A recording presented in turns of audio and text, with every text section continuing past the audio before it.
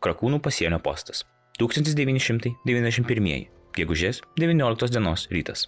Gintaras Žagunis, 33 metų, Devyniškių patrulių tarnybos, baro pamainos viršininkas, stovi prie mažo furgonėlio, kuris tarnauja kaip laikinas postas. Šalčininkų užkardos ruože situacija tampa vis įtemptesnė.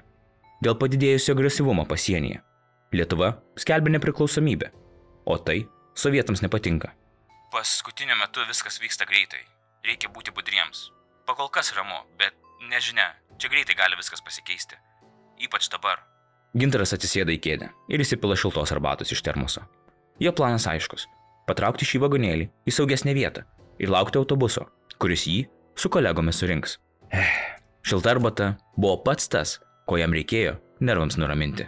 Pažvelgęs pro savo vagonėlio langą, jis pastebi tai, ko nenorėjo, bet žinojo, kad tai bus. Kiti pasieniečiai grįžta nuleidę rankas. Velnis. Reikėjo surasti traktoristą, kuris galėtų patraukti vagonėlį. Rankomėsgi nepastumsi. Aplamai, reikėjo išjungti visas šviesas, patraukti užkardą, tiesiog apleisti postą. To reikėjo, nes Šalčininkuose buvo neseniai nušautas Baltarusijos milicininkas Aleksandras Fijesis, o nušovė jį kitas pasienietis. Tad, kad bus problemų, čia neklausimų niekam nekilo. Gintaras atidarė vagonėlio duris. Kolegos pasakė gan paprastą situaciją. Visi traktoristai aplinkui arba jau girti, arba negali pagelbėti. Vagonėlis liks čia. Negerai, labai negerai. Bet bent jie patys tuoj iš čia galės pasišalinti. Juos turėjo surinkti atvažiavęs autobusas. Čia jiems per pavojinga. Bet likimo ironija. Autobusas pakeliui surinkti kitus pasieniečius. Tiesiog sugenda. Vyrams teks praleisti visą naktį čia. Būdamas geras viršininkas, Gintaras nenori, kad jo vyrai visai nusikamuotų. O ir pavojinga. Gintaras jau pakalbėjo su vietiniu gyventoju. Jis leis jo kolegom pasilikti daržinėje per naktį, kol atvyks naujas autobusas juos susirinkti. Vaikinai, eikit ilsėtis, aš liksiu čia ir budėsiu. Viskas bus gerai. O be to, jei žūti, juk geriau vienam, nei visiems. Gintaras šyptelėjo. Žinoma, jis bijojo mirti. Tačiau pareiga apginti šalį ir savo kolegas buvo daug stipresnė. Kolegos šiek tiek dvejoja. Vienas jų siūlo jiems visiems pasislėpti ir pralaukti naktį. Vis bus saugiau. Bet Gintaras visada sugeba susitvarkyti, o ir pareiga jam aukščiau visko. Ne, o jei vagonėlį pavogs ar sudegins, aš būsiu atsakingas. O ir autobusą reikia laukti vis vien. Na ir šiaip, pareiga yra pareiga. Gintarą visi kolegos mėgo, nors ir galvojo, kad jis šiek tiek kitoks nei jie, paprasti kaimo berniokai. Gintaras atrodė labiau išsilavinęs, mėgdavo eilėraščius ir tiesiog trykšdavo patriotizmu. Jis buvo tikras pavyzdys savo kolegoms, todėl nelabai kas su juo ir ginčydavosi. Pasakė Gintaras ir viskas. Bet vis tiek, kolegos nepaleis Gintaro tiesiog taip. Tad kaip viršininkas, Gintaras sudaro budėjimo grafiką. Dabar jie galės keistis, bus bent vienas pasienietis poste, o kiti galės slėptis saugiai. Gintaras tikrai buvo žmogus, kuris susitvarkydavo su viskuo, tačiau jis viduje vis vien jautė stiprų nerimą. Nors ir pasienio pareigūnas, jis neturėjo jokio ginklo. Valdžia, būnant okupantų kariuomeniai, atsisakė duoti ginklus, manydami, kad tai kels provokacijas ir priežastis sovietų puolimui. Gintaras kartu su savo kolegomis nuėjo iki daržinės. Kai du vyrai buvo viduje, Gintarui vėl mintise pasigirdo tie žodžiai. Jei mirti, tai vienam, o ne visiems. Jo rankos prakaitavo. Baimė. Bet pareiga nustelbė viską. Meilė Lietuvai stipresnė. Jis priima lemtingą sprendimą. Jei kažkas iš pareigūnų mirs šią naktį, tai bus tik jis. Tai buvo baisi mintis. Bet kai jis judėjo atgal, link pasienio ruožo, sėkmingai kolegas užbarikadavęs daržinėje, iš dalies Gintarui ta baimė nebuvo svarbu. Jis per kelis metus, grįžęs po priverstinės tarnybos sovietų kariuomenėje, išvystė pasitikėjimą ir didžiulę meilę savo šaliai. Jis galėjo valandą stovėti eilėse vien dėl menkniekio su trispalve. Namuose buvo prikabinta daug tautiškos atributikos. Jis net su šypsena atsimena kažkada seniai rašytą savo trumpą eilėraštį. O Lietuva, mano Lietuva, per amžius tu laisva. Pagalvojo Gintaras. Tas berniokas tiek daug užaugo. Dabar žinojo savo gyvenimo tikslą, savo pagrindinę misiją. Bet kokia kaina apginti Lietuvą ir jos laisvę. Arbata buvo jau šiek tiek pravėsusi, kai jis grįžo į vagonėlį. Jo kolegos uždaryti daržinėje galėjo daryti ką nori. Atrodo, nebuvo jokio išėjimo. O ir žmogaus daržinės gi nelaužysi dabar. Gintaras užsigalvojo apie šeimą, šalį, savo tarnybą, net nepastebėjo, kad laikrodis rodo apie 12 val. Ryto. Naktis sunkiausias periodas.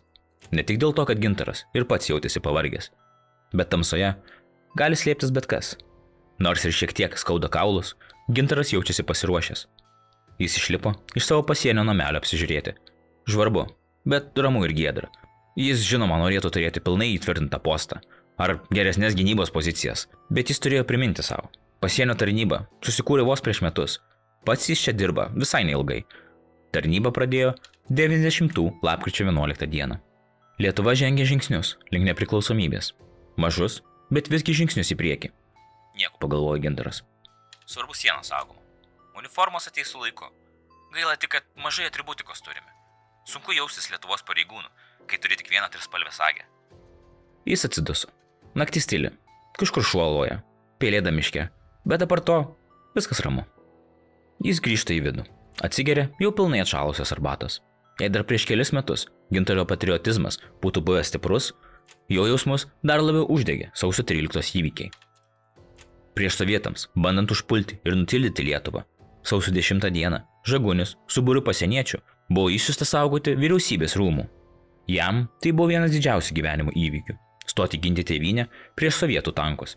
Gintaro atmintyje šmėstelėjo jo, jam pačiam gan kvailokai nuskambėjusi frazė: "Mes išeisim ne per langus, o per duris." Jis net negalvojo, kad tai įkvėpė kitus ir įstrigo jų atmintyje. Jis mėgo save šiek tiek kuklinti. Gintaras ir tuo metu galvojo, jog ginklais ginti būtų buvę lengviau, negu naudoti tik molotovo kokteilius ir armatūros strypus. Bet ir tada jis viską labai gerai suprato. Lietuva nekariavo su Sovietų sąjunga. Ji tokio karo niekada net laikytų. Jie turėjo atremti ataką, savo kūnais sustabdyti komunistinę mašiną. Visgi, Gintaras pasitrynė kaklą. Šaltis skverbėsi į kaulus, neramumų šešėlis niekada nedingo. Viskas bus gerai. Jis pakartojo, bet kartu žinojo. Pastarosios dienos nebuvo tokios ramios, kaip visi save įtikinėjo. Konfliktai su keliais asmenimis, kaip manoma iš grupuotės OMON, tęsiasi jau kuris laikas. Iš pradžių tai buvo tik pravažiavimas su keliais šūviais į orą, pagąsdinimas, dar koks rusiškas keiksmažodis prie to pačio. Po kurio laiko buvo apšaudytas pasieniečio autobusas. Laimiai, vienintelis sužeidimas buvo vieno pasieniečio peršauta koja. Laimiai, Pagalvojo Gintaras. bet to net neturėtų būti. Pagrindinis provokantas buvo dažniausiai vienas, bet jis buvo užsispyręs. Gintaras atsilošė kėdėje ir prisiminė, kaip pasieniečiai gavo generatorius, kad galėtų apsišviesti ruožą ir dirbti naktį. Tai tik dar labiau pastumėjo konfliktus. Na, pastumėjo gal per lengvas žodis. Ne vieną kartą į Gintarą buvo atsuktas automato vamzdis. Žinoma, tik grasinimai. Gintaras nebuvo bailys, bet tokius žmonės nuspėti visgi sunku. Labiausiai Gintarą neramino neseniai nutikę įvykiai, kai pasieniečiai sustabdė šį konfliktinį žmogų patikrinimui. Jis iškart iššoko iš mašinos ir pradėjo šaudyti į orą. Žinoma, muitinės darbuotojai išsilakstė, bet dviese Maskvyčioje sėdėję pasieniečiai nesusitvardė. Ne, viskas, gana. Jie bandė jį tiesiog pervažiuoti Maskvyčiumi. Pykčio buvo tiek, kad net sankaba buvo nurauta. Laimiai, Gintaro kolegoms tada pavyko pabėgti į mišką ir pranykti naktyje, nors užpuolikas dar ilgą laiką šaudė jų pusėn. Jis buvo piktas. Kaip drįsta šita maža šalis priešintis? Kaip drįsta kurti savo įstatymus? Poste laikas ėjo lėtai. Gintaras vis skendėjo atsiminimuose. Nelabai kas yra ir veikti šią naktį. Pažiūrėjo į savo laikrodį, Gintaras suprato. Tai bus pirma nakties. Bet tuo pačiu metu iš Baltarusijos pusės pasigirsta variklio garsai. Gintaras įtempė klausą. Bet šviesų nelabai mato. Keista. Kas važiuoja be šviesų? Bet jaunimas visko prisigalvoja. Negali iš karto teisti. Tačiau jis lieka budrus. Ginkluotas tik tai prožektoriumi. Jis nelabai gali ką daugiau padaryti. Reikia išgyventi. Tai didžiausias pasipriešinimas. Automobilis sustoja. Gintaras atsidūsta. Ruošiasi daryti patikrą, kurią jau darė 100 kartų. Deja, ši jam bus paskutinė. Pašvietus į automobilio saloną, matosi keli vyrai. Tai tikrai ne paaugliai, išvažiavę šiaip pasivažinėti. Vyrai netrodo draugiškai, bet ir nieko nedaro. Kelios nejaukios akimirkos tylos, kol Gintaras apsižvalgo po automobilį. Vienas iš vyrų staiga pasisuka į Gintarą. Greitai ir piktai išspjauna klausimus. Krašto apsauga? Gintaras automatiškai atsako. Krašto apsauga. Vyras atrodo dar pikčiau paklausė. Sąjūdis? Gintaras baiginėjo atsakyti, Sąjūdis. tačiau nespėja. Iš automato pasipila kulkų kruša. Jis iškart jaučia stiprų skausmą krūtinėje. Nors Gintaras dar bando kažką daryti, krinta ant žemės, suvokdamas, kad sužeistas jau per sunkiai. Jo regėjimas pradeda temti, o ausyse skamba dar kelių šūvių garsai. Nusikaltėliai čia jam rengia tikrą egzekuciją. Mašina nuvažiuoja toliau, lyg niekur nieko, palikdama Gintaro kūną šaltoje naktyje. Jo kolegos išgirdė šūvius, nors ir apimti baimės, visgi negali čia būti ilgiau. Jie įspiria daržinės duris ir pribėgę prie pasienio punkto, randa kraujose gulinti Gintaro kūną. Prieš akis Gintaro kūnas, o jų ausyse visai dėjo tie lemtingi žodžiai. Jei mirti, tai vienam, o ne visiems. Gintaras Žagunis tą dieną tapo pirmojo pasienio darbuotoju po nepriklausomybės atkūrimo, kuris buvo nužudytas darbo metu. Tai kas buvo Gintaras ir kokia jo gyvenimo istorija?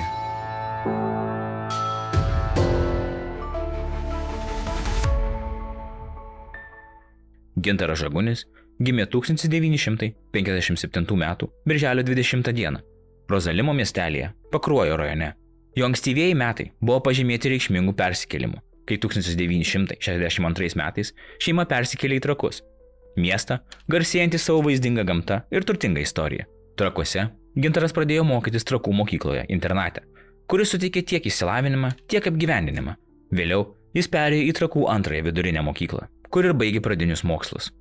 1975 metais Gintaras baigė Lentvario antrąją vidurinę mokyklą. Ir tais pačiais metais pradėjo studijuoti Vilniaus statybos technikume, kuris buvo gerai žinomas dėl specializacijos statybų ir inžinerijos srityse. Jo laikas čia buvo trumpas, tačiau svarbus, formuotos naujos pažintys ir įgūdžiai tolesniam gyvenimui. Kaip ir buvo privaloma tais laikais, Gintaras atliko karinę tarnybą nuo 1976 iki 1978 metų Sovietų Sąjungos armijoje. Baigęs karinę tarnybą, jis neapleido savo tikslų, grįžo prie akademinių siekių ir 1980 metais sėkmingai baigė Vilniaus statybos technikumą.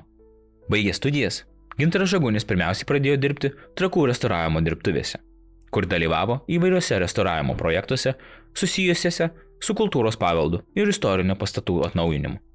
Šis darbas turėjo tik sustiprinti jo meilę savo šaliai, jos kultūrai ir įžiebti norą apsaugoti jos paveldą. Vėliau jis dirbo Respublikinėje normatyvų tyrimų stotyje Vilniuje, kuris dalyvavo kuriant ir tyriant įvairius normatyvus, reglamentuojančius statybos sektorių.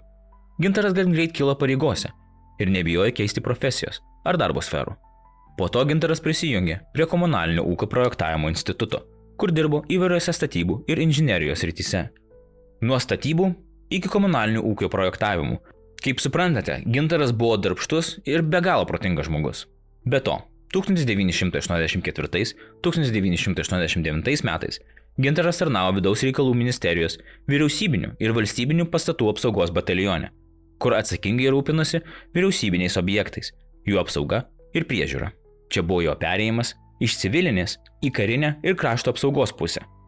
Lietuvos atgimimo metais Gintaras Žagunis tapo aktyviu sąjūdžio dalyviu, prisidėdamas prie vienos svarbiausių politinių ir socialinių judėjimų istorijoje. Jis ne tik aktyviai dalyvavo sąjūdžio veikloje, bet ir ėmėsi iniciatyvos organizuoti sąjūdžio grupės savo darbovietėje, siekdamas išplėsti judėjimų įtaką ir paskatinti daugiau žmonių dalyvauti šiuose svarbiuose įvykiuose. Gintaras taip pat dalyvavo mitinguose ir demonstracijose, kur kaip sąjūdžio žaliaraištis aktyviai reiškė savo palaikymą Lietuvos nepriklausomybės atkūrimui. Žaliaraištis, tapęs sąjūdžio simboliu, buvo susijęs su drąsa ir atsidavimu kovai už nepriklausomybę.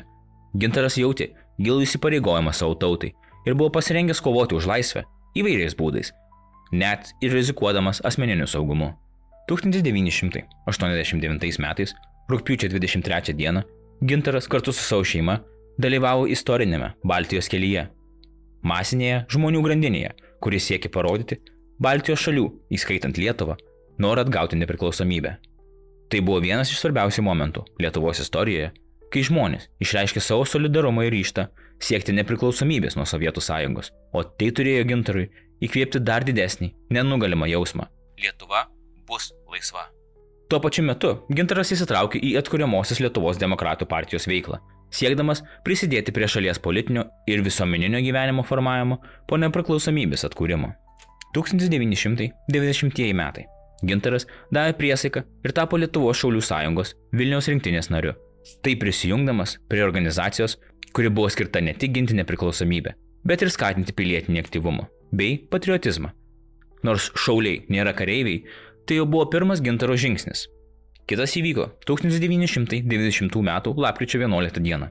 Gintaras Žagunis pradėjo dirbti neseniai įsteigtoje pasienio apsaugos tarnyboje, prisijungdamas prie naujai suformuoto ir svarbaus struktūrinio vieneto, kuris buvo atsakingas už Lietuvos sienų apsaugą ir saugumo užtikrinimą po nepriklausomybės atkūrimo. Jis tapo Šalčininkų užkardos Dieviniškių patrulinės tarnybos baro pamainos viršininku, kur ir vadovavo savo patruliams. 1991 metais, sausio-kovo mėnesiais, kai Lietuva patyrė sovietinę agresiją, Gintaras ir kiti Šalčininkų užkardos pareigūnai ėmėsi itin svarbios ir pavojingos misijos – saugoti vyriausybės rūmus. O po to, kaip jau žinome, jis dirbo kaip pasienio posto viršininkas iki tos lemtingos dienos.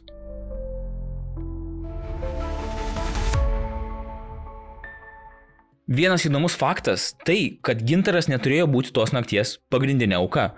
Žudikai iš tikrųjų ieškojo kito Lietuvos pasieniečio, kuris, kaip jau minėjau, nušovė vieno iš jų brolį, Aleksandrą Fiasį. Ta naktį žudikai važinėjo pro visus pasienio postus, kuriuos rado, tačiau visi jie buvo apleisti. Visi, išskyrus vieną. Vieną, kuris dėl sugedusio autobuso ir dėl Gintaro drąsos turėjo vieną pasienietį, ant ko žudikai galėjo išlieti savo įtūžį. Kai buvo manyta, žudikai buvo dalis OMON organizacijos. OMON tai buvo Sovietų Sąjungos specialiųjų pajėgų dalinys, kuris daugiausiai buvo naudojamas kovoti su protestais ir neramumais. Lietuvoje OMON ypač išgarsėjo 1991 metų sausio įvykių metu, kai jie žiauriai susidūrė su taikiais demonstrantais ir bandė slopinti nepriklausomybės judėjimą. Tad Gintaras jau su jais buvo gerai pažįstamas. Sausio 13 naktį Sovietų Sąjungos kariai ir OMON pajėgos atakavo televizijos bokštą ir kitas strateginės vietas Lietuvoje, bandydami sulaikyti nepriklausomybės siekiančius lietuvius. Per šios įvykius žuvo 14 žmonių, o 10 buvo sužeisti. Žagunis, pats viską patyręs savo kailiu, neturėjo gerų žodžių apie šią organizaciją. OMON taip pat buvo naudojama kovai su tautiniu judėjimu ir bet kokiais pasipriešinimo veiksmais. Gintaro Žagunio atminimas po jo žūties buvo įamžintas keliais reikšmingais būdais. Vyčio kryžiaus 1 laipsnio ordinu, Šiaulių žvaigždės ordinu ir sausio 13 atminimo medaliu. 1999 metais Vilniaus rinktinės užkarda Paškonių kaime pavadinta Gintaro Žagunio vardu. 2001 metais Paškonyse atidengta paminklinė lenta Gintarui atminti. 2004 lapkričio 19 dieną jo žūties vietoje Krakūnų kaime pastatytas granito paminklas. Šalčininkų rajono vicemeras Vladimir Šlyževski taip pat pastebėjo, kad pasieniečio Gintaro Žagunio atminimas svarbus puoselėjant meilę tėvynei. Gintaras Žagunis – tai pareigingumo pavyzdys. Jis mokėsi, dirbo, sukūrė šeimą, aktyviai dalyvavo visuomenės gyvenime ir pasirinko tarnybą savo valstybei. Tai liudija, kad jis buvo ryžtingai nusiteikęs siekti to, kas gera, ir ginti tai, kas teisinga. Dabar mes turime atsižvelgti jo pavyzdį, matyti pasiaukojimo dvasią. Gintaras Žagunis mylėjo gyvenimą ir mylėjo tėvynę. Tai, mano manimu, ir yra tikrosios vertybės. Būtent toks pilietiškumas kuria saugumą. Pavojaus akivaizdoje jis nepalaužiamas. Dabar mūsų bendra užduotis – išlaikyti šią nepalaužiamą dvasią. Labai tikiu, kad kiekvienas šio drąsaus pareigūnų žūties metinių minėjimas vis labiau stiprins Lietuvos žmonių vienybę. Gintarui Žaguniui amžina atmintis ir amžina pagarba.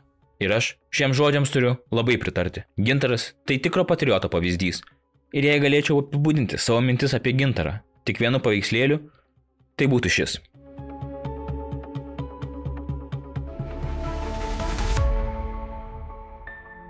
Gintaro Žagunio gyvenimas ir žūtis simbolizuoja pasiaukojimą ir drąsą, kovojant už Lietuvos nepriklausomybę.